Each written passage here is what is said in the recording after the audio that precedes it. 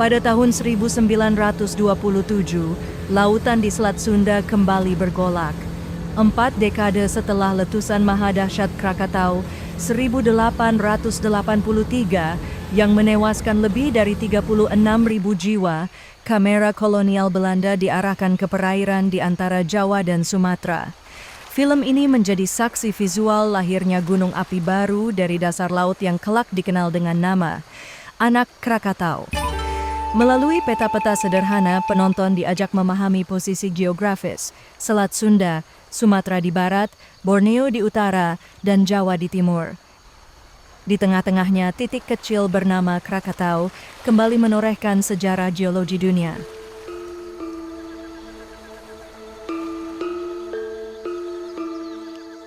Setelah bencana besar itu, kehidupan perlahan kembali ke jalurnya.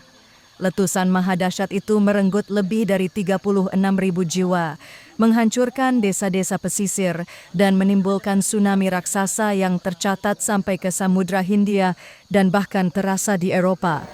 Namun manusia, dengan segala keterbatasannya, tetap berusaha bangkit. Di pesisir Jawa dan Sumatera, rakyat kembali membangun rumah, membuka lahan, dan berdagang di pasar-pasar yang perlahan hidup kembali.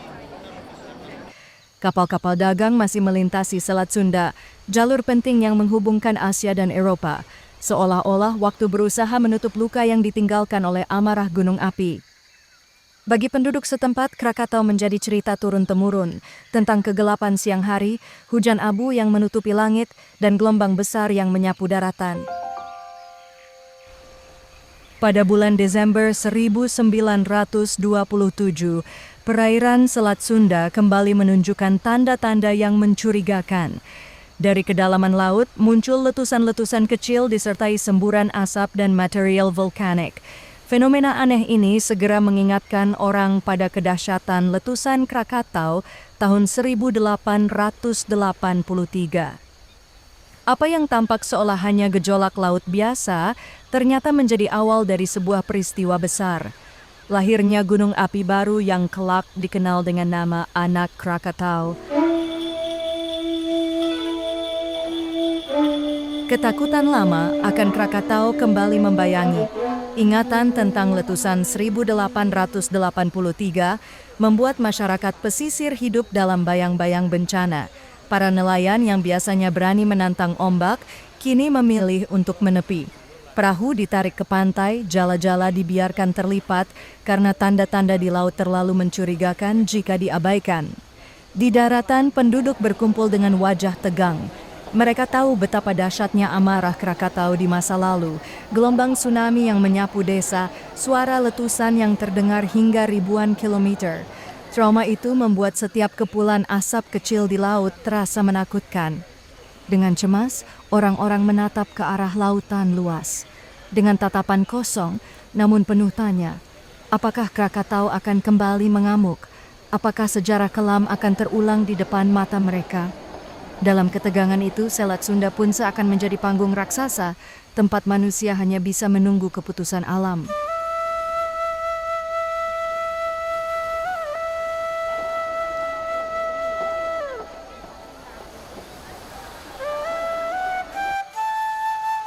Ketakutan terhadap Krakatau begitu kuat hingga tak seorang pun lagi yang berani melaut.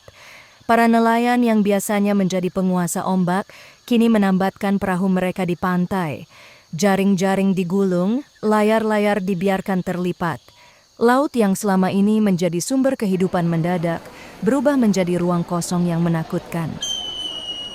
Suasana di pesisir menjadi tegang. Desa-desa yang biasanya riuh dengan aktivitas nelayan kini lengang. Anak-anak dilarang bermain di pantai, para ibu hanya bisa menatap cakrawala dengan rasa cemas, dan para lelaki duduk berjaga sambil memperhatikan tanda-tanda di lautan. Selat Sunda, jalur penting bagi perdagangan dunia, kini nyaris sepi. Kapal-kapal besar pun memilih berlayar menjauh. Ingatan akan gelombang raksasa tahun 1883 masih terlalu segar untuk diabaikan. Laut yang luas, yang biasanya menjanjikan rezeki dan penghidupan, kini dipandang dengan penuh waspada. Semua orang menunggu dengan hati berdebar. Apakah yang sedang terjadi di bawah permukaan itu hanya gejolak sesaat atau awal dari lahirnya bencana baru. Untuk memahami gejolak yang sedang terjadi, pihak kolonial Belanda mendirikan sebuah pos pengamatan. Lokasinya ditempatkan di Pulau Panjang atau dalam bahasa Belanda disebut Lang Island yang jaraknya hanya sekitar 3 km dari titik erupsi. Keputusan ini penuh risiko. Jarak yang begitu dekat berarti para pengamat harus siap menghadapi bahaya sewaktu-waktu, dari semburan material vulkanik, hempasan gelombang, hingga kemungkinan letusan besar. Namun, demi mencatat peristiwa luar biasa ini, para ilmuwan dan pengamat rela menantang maut. Dari pos inilah kemudian lahir rekaman langka tentang detik-detik munculnya sebuah gunung api baru dari dasar Laut Selat Sunda. Rekaman visual yang kini kita saksikan hampir seabad kemudian.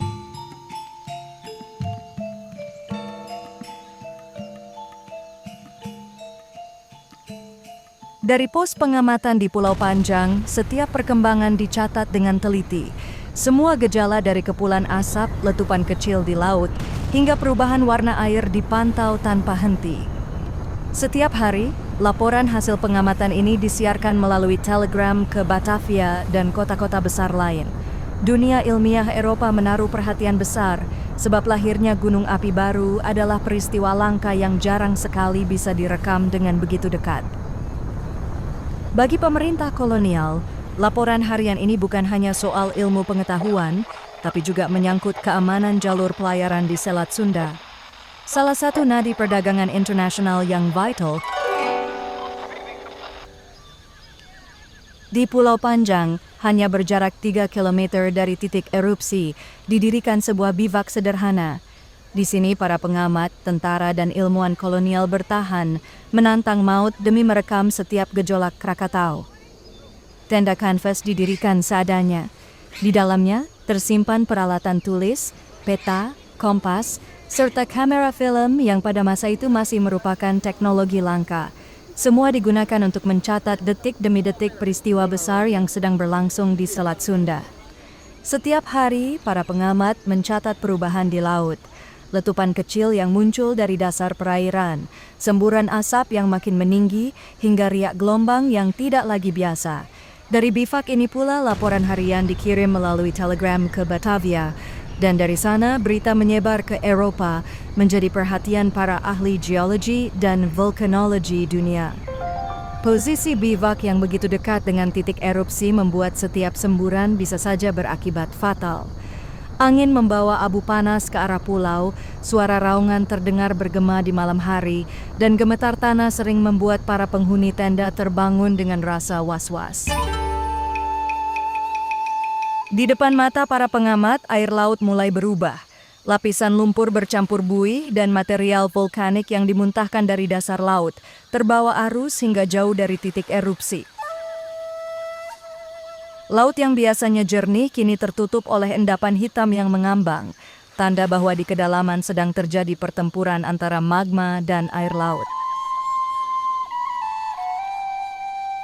Pulau-pulau kecil di sekitar Krakatau masih menyimpan bekas luka lama. Banyak titik di daratan itu menunjukkan jelas jejak kehancuran letusan 1883. Saat itu, material vulkanik yang dimuntahkan menutupi pulau-pulau hingga setinggi 40 meter. Hutan-hutan lenyap, bebatuan besar berserakan, dan tanah subur tertutup lapisan abu yang tebal. Gunung Rakata, salah satu puncak utama Krakatau, bahkan terbelah dua dalam bencana tersebut. Retakan raksasa itu membuka rahasia isi gunung api, memperlihatkan jalur magma yang dulu menjadi jalan bagi letusan dahsyat.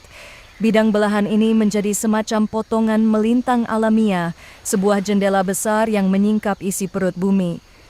Pada bidang ini tampak jelas saluran-saluran tempat magma mencari jalan keluar. Ketika jalur lama tersumbat, magma mencari retakan baru, lalu membeku dan meninggalkan dinding-dinding basal yang keras. Semua itu adalah bukti bahwa Krakatau adalah gunung yang terus hidup, meski tubuhnya sudah hancur oleh letusan sebelumnya. Kini, ketenangan laut perlahan terpecah. Dari permukaan air yang tenang, tiba-tiba semburan air hitam menyembur ke atas, disertai bunyi gemuruh yang mengguncang. Air mancur raksasa yang pekat dan mengerikan itu menandai awal dari sebuah peristiwa baru, lahirnya gunung api dari dasar laut. Kapal para pengamat perlahan melaju di sepanjang pantai Pulau Panjang. Di sana, massa batuan besar berserakan, hasil hempasan gelombang dan muntahan letusan sebelumnya.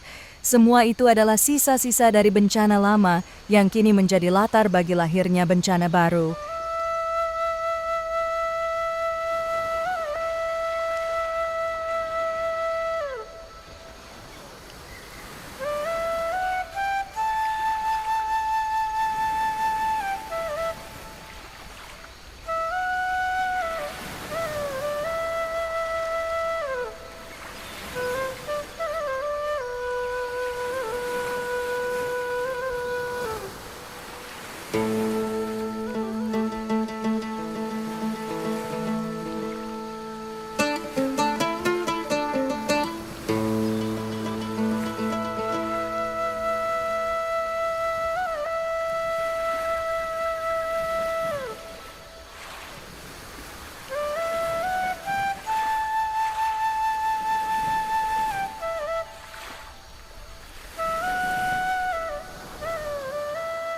Perjalanan pengamatan membawa mereka semakin dekat ke pusat letusan. Dari kejauhan hanya terlihat kepulan asap dan percikan air laut yang berhamburan. Namun setiap kayuhan ombak yang mendekat, suara dentuman terdengar makin jelas dan aroma belerang kian menusuk. Semakin dekat, semakin terasa bahwa mereka sedang memasuki wilayah berbahaya. Sebuah panggung alam di mana bumi sedang menciptakan daratan baru.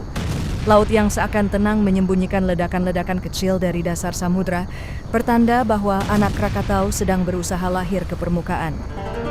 Inilah momen bersejarah ketika kamera berhasil mendekat hanya beberapa kilometer dari titik erupsi, merekam peristiwa yang sebelumnya hanya bisa dibayangkan. Lahirnya sebuah gunung api baru di tengah Selat Sunda.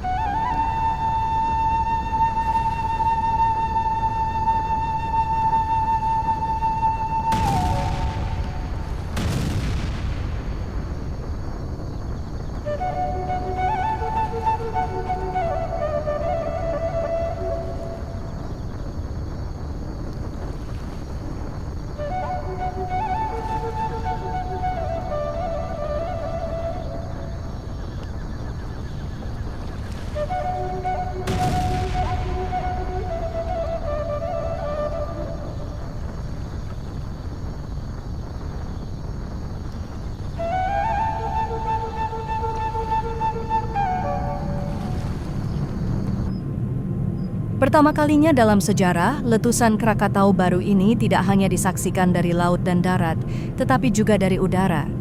Dari sebuah pesawat yang melintas di atas Banten, para pengamat melihat pemandangan menakjubkan.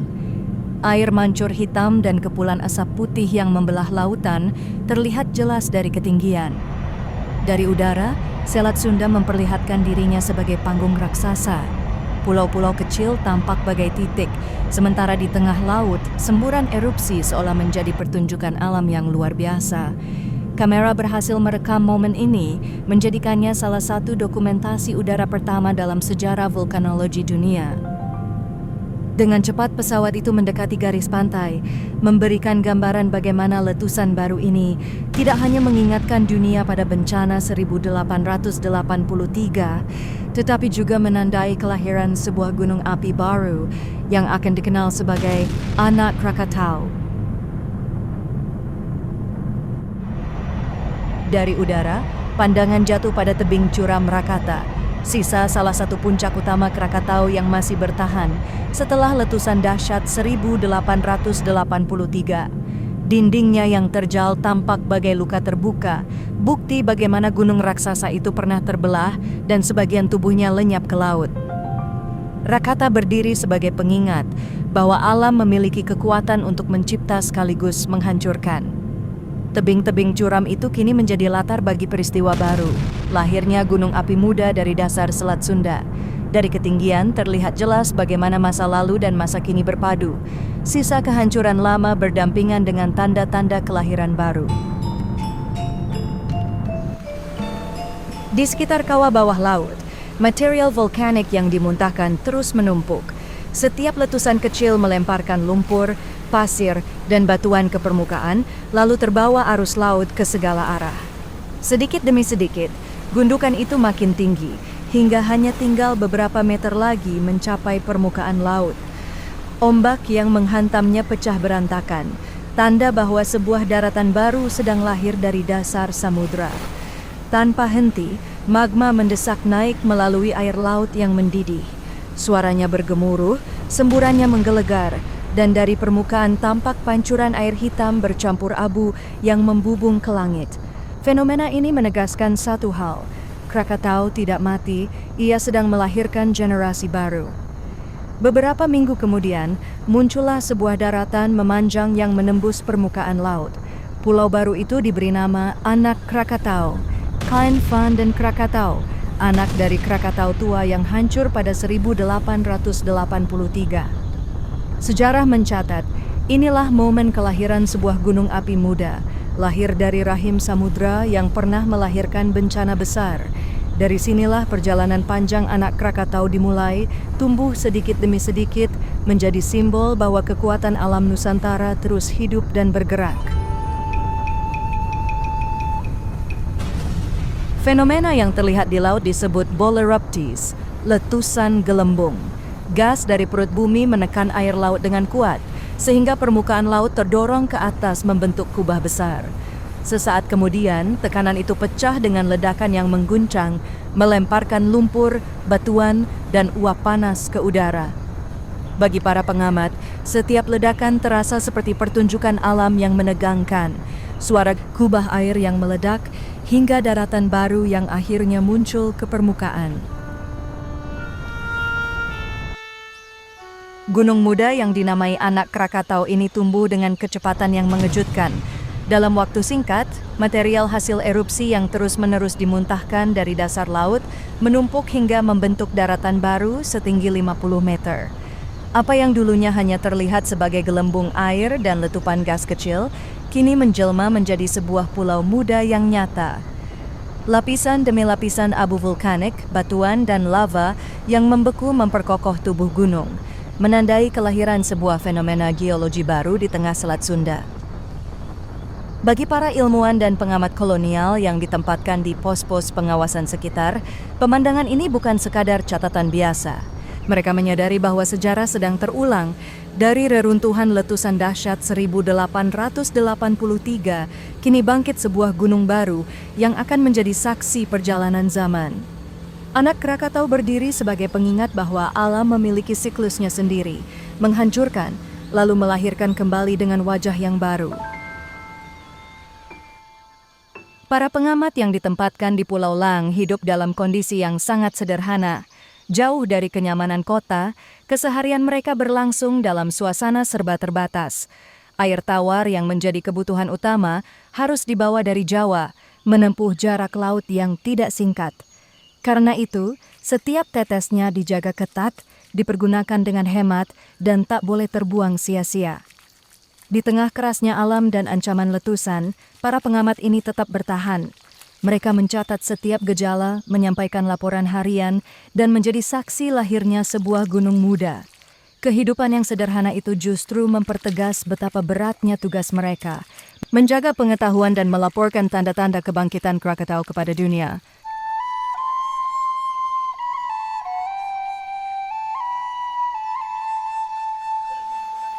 Di tengah teriknya hari, saat panas menyengat dan udara terasa menekan, hanya laut yang memberi hiburan kecil bagi para pengamat di Pulau Lang.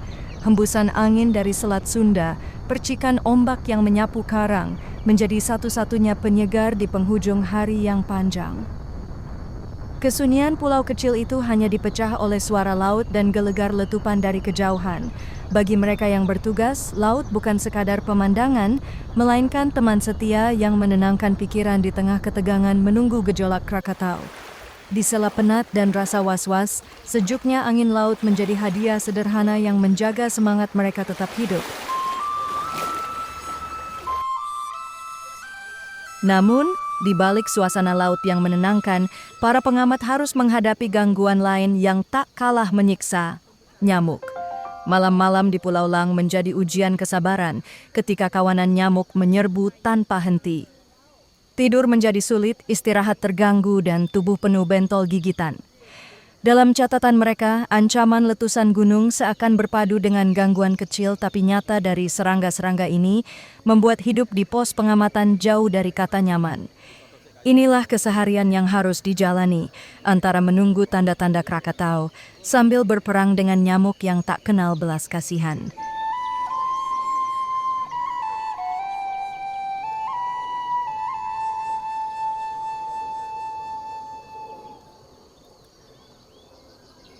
Mata para pengamat selalu tertuju pada sumber bahaya yang setiap saat bisa kembali meletus.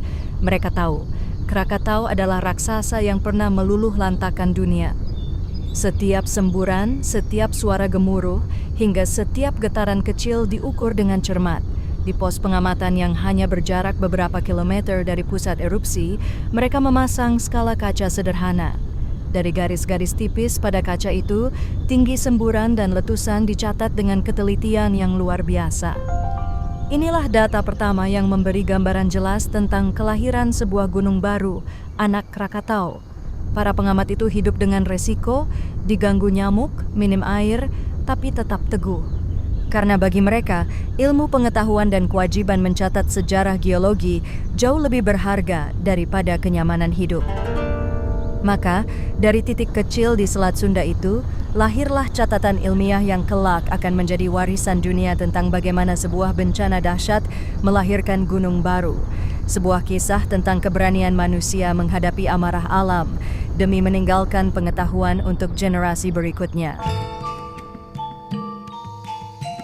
Untuk memastikan setiap gejala tercatat dengan baik, para pengamat mendirikan sebuah seismograf sederhana di dalam gubuk bambu. Dari bangunan yang rapuh itu, tercipta catatan ilmiah yang sangat berharga. Setiap getaran bumi, sekecil apapun, ditorehkan ke dalam grafik, merekam denyut nadi Krakatau muda yang baru lahir. Alat itu sederhana, tempatnya pun jauh dari kesan modern. Namun justru dari kesederhanaan inilah, lahir pengetahuan besar tentang bagaimana sebuah gunung api bangkit kembali dari kehancuran. Beginilah hasil rekaman seismogram. Garis-garis yang tampak sederhana sesungguhnya menyimpan cerita tentang gejolak bumi di bawah laut. Setiap goresan tinta adalah letupan yang terekam. Setiap getaran menjadi catatan denyut perut bumi yang sedang membentuk daratan baru. Bagi para ilmuwan pada masa itu, seismogram ibarat mata yang mampu melihat apa yang tak dapat disaksikan langsung. Tekanan magma yang terus naik, letusan-letusan kecil yang berulang, hingga tanda-tanda lahirnya sebuah gunung api muda. Dari lembaran kertas inilah, dunia akhirnya mengetahui bahwa Krakatau belum mati. Letusan dahsyat tahun 1883 bukanlah penutup kisah, melainkan awal dari babak baru. Krakatau terus hidup, bernafas, dan perlahan menuliskan sejarah kelahiran kembali. Sebuah gunung api muda yang kelak disebut anak Krakatau.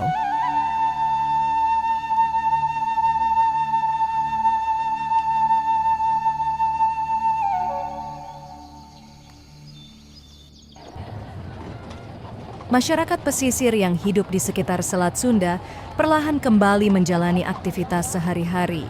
Laut tetap menjadi sumber penghidupan, ladang tetap digarap, dan pasar tetap ramai dengan hasil bumi. Namun di balik rutinitas itu, ada keyakinan yang selalu mereka pegang, bahwa di Pulau Lang, di mana para pengamat ditempatkan, ada mata yang tak pernah lelah mengawasi gejolak Krakatau. Para nelayan dan petani percaya, laporan para ilmuwan kolonial yang berjaga di pos observasi mampu memberi peringatan bila bahaya datang. Kepercayaan ini menjadi penopang keberanian mereka untuk tetap melaut dan bekerja, meski bayangan letusan besar tahun 1883 masih membekas dalam ingatan. Bagi pemerintah kolonial, pos di Lang Island adalah simbol kendali ilmu pengetahuan atas alam. Bagi rakyat pesisir, pos itu adalah harapan kecil yang menenangkan hati. Sejarah pun mencatat, di antara rasa takut dan usaha bertahan hidup, lahirlah sebuah keseimbangan baru. Manusia yang kembali bekerja, alam yang terus bergolak, dan Krakatau yang sedang menyiapkan babak kelahirannya kembali. Para nelayan kembali menurunkan perahu-perahu kecil mereka ke laut. Dayung dan layar kembali menghadap angin, seakan memberi tanda bahwa kehidupan perlahan menemukan ritmenya lagi. Laut yang sempat dianggap berbahaya, kini kembali menjadi sahabat, sumber rezeki bagi keluarga yang menunggu di tepian pantai. Bagi mereka, Krakatau bukan sekadar gunung api yang menggetarkan sejarah, melainkan bagian dari takdir hidup di pesisir Selat Sunda. Gelombang, angin, bahkan kemungkinan letusan adalah risiko yang mereka terima dengan lapang dada. Di tengah segala ancaman, manusia tetap mencari cara untuk bertahan, bekerja, dan berharap. Bagi para ilmuwan kolonial, laporan harian dari pos pengamatan adalah data berharga yang kelak menuliskan bab baru dalam ilmu geologi dunia. Bagi rakyat jelata, cukup dengan keyakinan bahwa alam, sekeras apapun, selalu memberi kesempatan untuk hidup. Sejarah mencatat, dari reruntuhan dahsyat tahun 1883 hingga kemunculan anak Krakatau, ada satu hal yang tak berubah: keberanian manusia untuk kembali menjemput hari esok. Krakatau boleh saja mengubah wajah bumi, tapi manusia selalu berusaha berdamai dengannya, antara takut dan harapan, antara luka dan kehidupan. Dan disitulah penutup dari kisah ini, bahwa sejarah tidak hanya ditulis oleh letusan gunung, tetapi juga oleh manusia sederhana yang tetap berlayar, tetap bekerja, dan tetap percaya pada masa depan. Saatnya kami pamit undur sejenak. Tetaplah bersama kami. Dan untuk para pecinta sejarah yang cerdas dan hebat, terima kasih banyak sudah menyimak. Sampai jumpa di lembar sejarah berikutnya, hanya di Failure Channel.